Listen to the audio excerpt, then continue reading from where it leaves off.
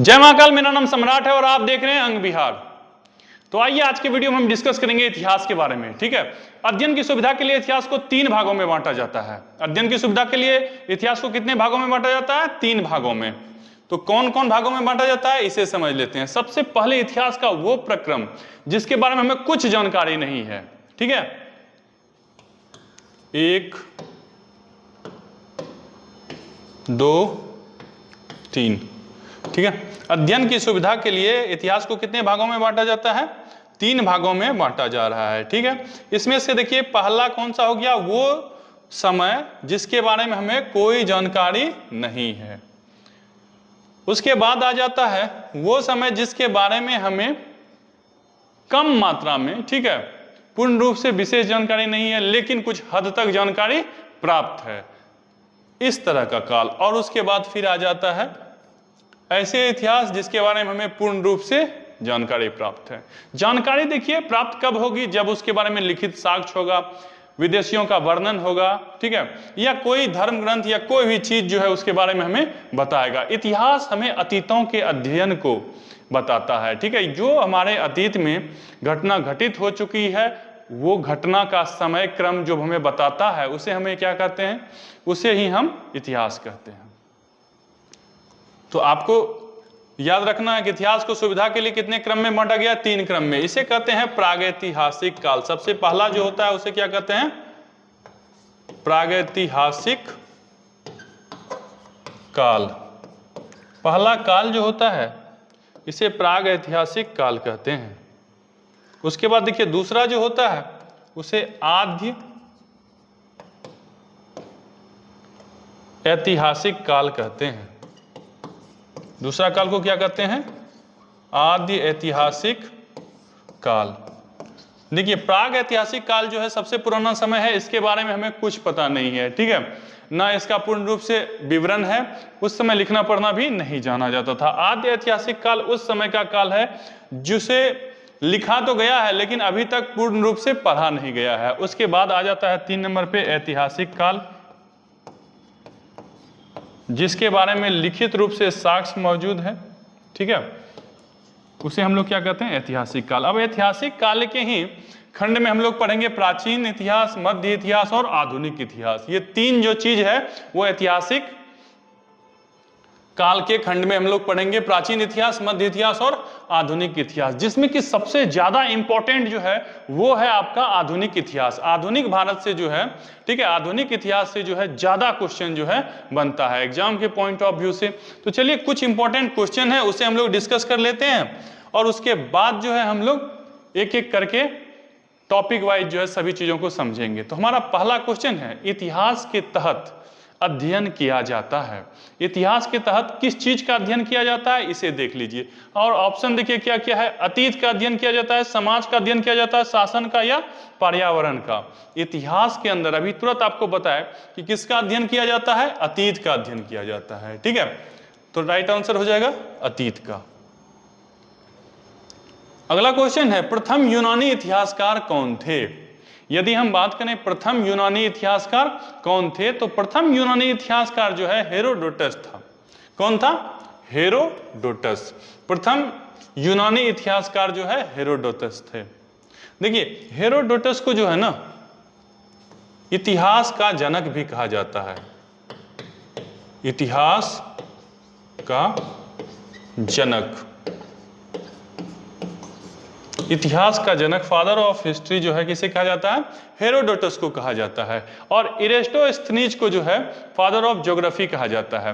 तो ये दोनों क्वेश्चन जो है इंपॉर्टेंट है, इसे जो है आप याद रखिए। ठीक, अच्छा एक बात इससे और आपको याद रखना है, ठीक है, कि हेरोडोटस जो है वो कहाँ के थे और उन्हें क्यों इतिहास का जनक कहा जाता है?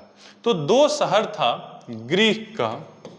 ग्रीस का जो है 2 शहर है। एक शहर का नाम है एथेंस, एक शहर का नाम क्या है?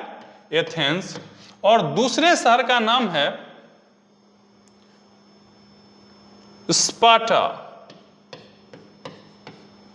आर साइलेंट है, ठीक है, आप उच्चारण कर सकते हैं स्पार्टा या स्पार्टा।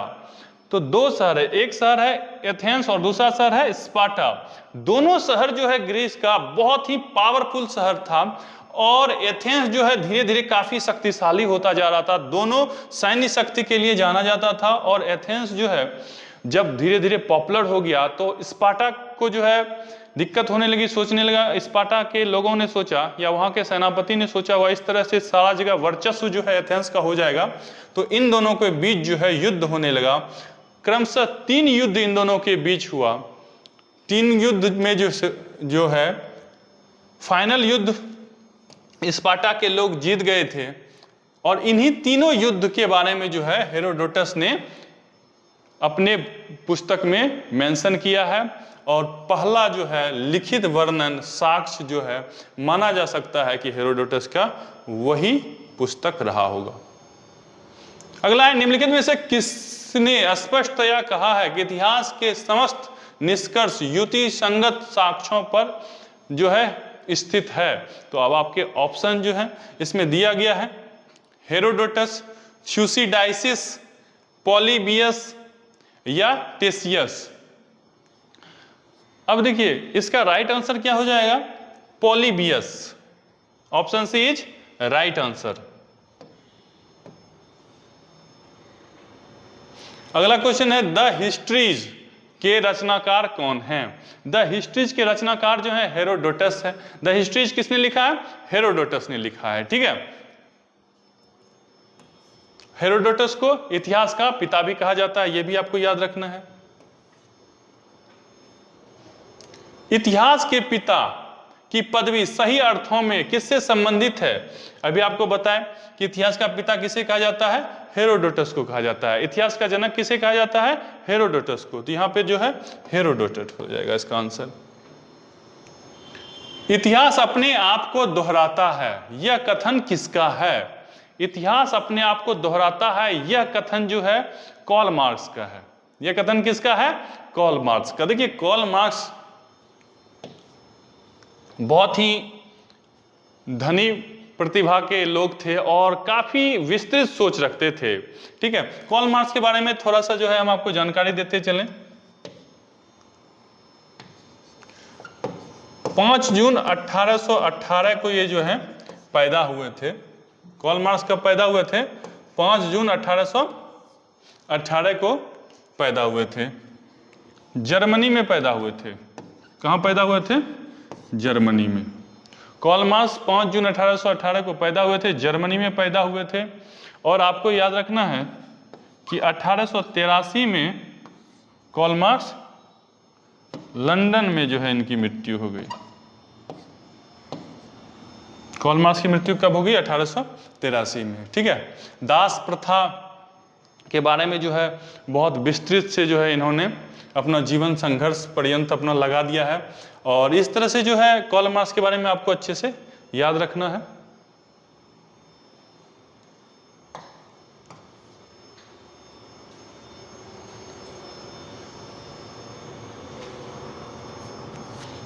अगला क्वेश्चन है,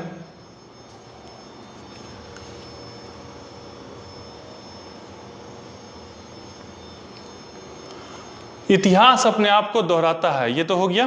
ठीक है, इसका राइट आंसर क्या हो जाएगा? Karl Marx. अब अगले क्वेश्चन में चलते हैं। हम इतिहास से यही सीखते हैं कि आदमी इतिहास से कभी कुछ नहीं सीखता। देखिए इस तरह के कथन जो है ना आए दिनों एग्जाम में देखने को मिलता है। ठीक है, तो इस सब टाइप के जो कोट है इसे जो है अच्छे से याद रखिएगा। ये किसका कोट है? ये हीगल का कोट है। किसका कोट है? ये हीगल का। हम इतिहास से यही सीखते हैं कि आदमी इतिहास से कभी कुछ नहीं सीखता। जी हाँ, देखिए इतिहास युद्धों से भरा हुआ है, और हर युद्ध में जो है हम देखते हैं कि विनाशकारी स्थिति हो जाती है, लेकिन फिर भी बार बार युद्ध होता है, वर्चस्व की लड़ाई लड़ी जाती है। यानी कि इतिहास से हम जो मूलभूत चीजें सीखनी चाहिए वो हम नहीं सीख पाते हैं। विध्वंस और विनाश जो है इतिहास की हर एक पन्नों पर जो है लगभग हम देख सकते हैं, लेकिन अभी भी जो है दुनिया उसी ओर है। अगला क्वेश्चन है कि किसका कथन है समस्त इतिहास वर्ग संघर्ष का इतिहास है? देखिए ये फेमस कथन जो है कार्ल मार्क्स का है। ये फेमस कथन किसका है? कार्ल मार्क्स का है। ठीक है, तो आपको जो है इसका आंसर क्या हो जाएगा? Karl marks. कार्ल मार्क्स कब पैदा हुए थे? कार्ल मार्क्स 5 जून 1818 को पैदा हुए थे, आपको याद रखना है। और 14 मार्च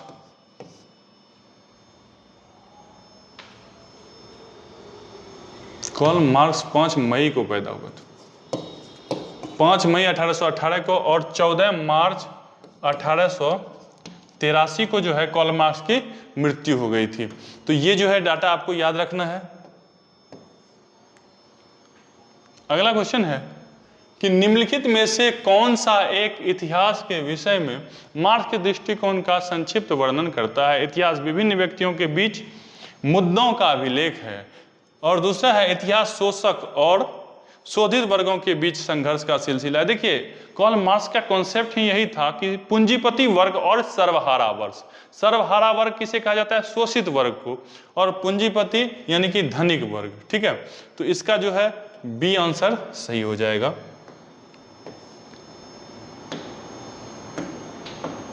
अगला क्वेश्चन है, निम्नलिखित में से किसने द्वंद्वात्मक भौतिकवाद के सिद्धांत का प्रतिपादन किया? द्वंद्व मतलब क्या होता है? आपस में जो विवाद होता है, उधेर बुन जो चलता है, उसे हम लोग द्वंद्व कहते हैं। ठीक है, तो कार्ल मार्क्स ने जो है द्वंद्वात्मक भौतिकवाद का सिद्धांत दिया है। इन्होंने बताया कि सर्वहारा यानी कि जो बहुत ही निचले गए दबके का लोग है और पूंजीपति वर्ग है, दोनों में जो है काफी भौतिकवाद है और दोनों में काफी द्वंद्व की स्थिति बनी हुई है। दोनों की स्थिति को सामान्य करना चाहिए। कार्ल मार्क्स ने वर्ग संघर्ष की प्रक्रिया को निम्नलिखित में से किस सिद्धांत की मदद से समझाया? देखिए, कार्ल मार्क्स ने जो है ना भौतिकवाद की मदद से समझाया। किसकी मदद से?